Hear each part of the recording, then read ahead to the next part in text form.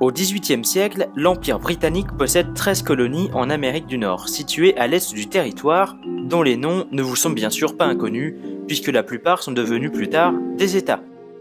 Et elles réunissaient plein d'ethnies différentes, avec évidemment une dominance britannique, mais aussi des Français, des Allemands, des Hollandais, etc. Et ils sont de plus en plus nombreux, ce qui explique que des tensions peuvent se créer.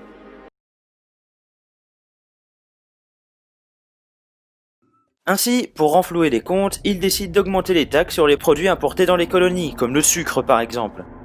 Ils instaurent aussi le Stamp Act, consistant à imposer des timbres payants sur chaque papier imprimé, c'est-à-dire sur tous les journaux, sur toutes les lettres ou encore même sur les cartes de jeu, et vous vous doutez bien que cela n'a pas plu à certains. Le Stamp Act a donc été annulé après de multiples protestations. Mais le prix des taxes n'était pas ce qui embêtait le plus les colons. Ils en payaient déjà beaucoup avant, donc contrairement à ce que l'on a tendance à croire, le problème n'était pas vraiment qu'ils n'avaient pas envie de payer. En fait, ils étaient plutôt embêtés par le fait qu'il n'ait aucune représentation au Parlement anglais, donc ils n'avaient pas leur mot à dire sur ces décisions, d'où la célèbre phrase « No taxation without representation », donc pas de taxation sans représentation, en gros, vous avez compris. Ils n'avaient simplement pas envie de payer des taxes à un roi qui se trouvait à 5000 km de chez eux, et par qui ils ne sont même pas représentés. En plus de tout ça, ils avaient du mal à accepter la Proclamation 9, puisque eux aimeraient pouvoir coloniser les terres qu'ils avaient gagnées. Mais encore une fois, c'est le roi qui leur en interdit.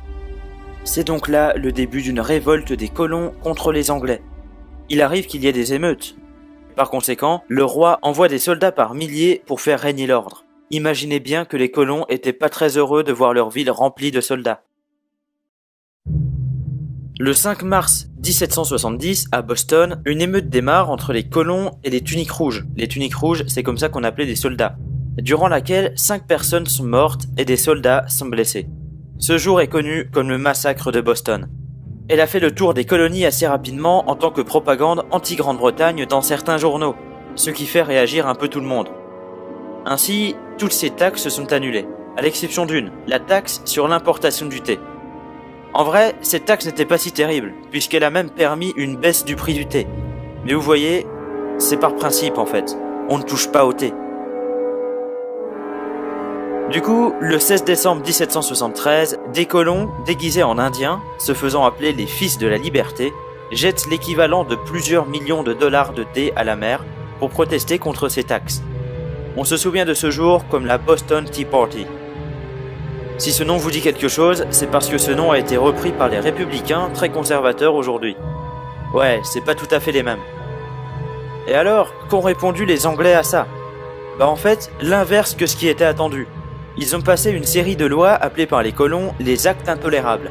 En plus, Boston s'est rempli de soldats petit à petit.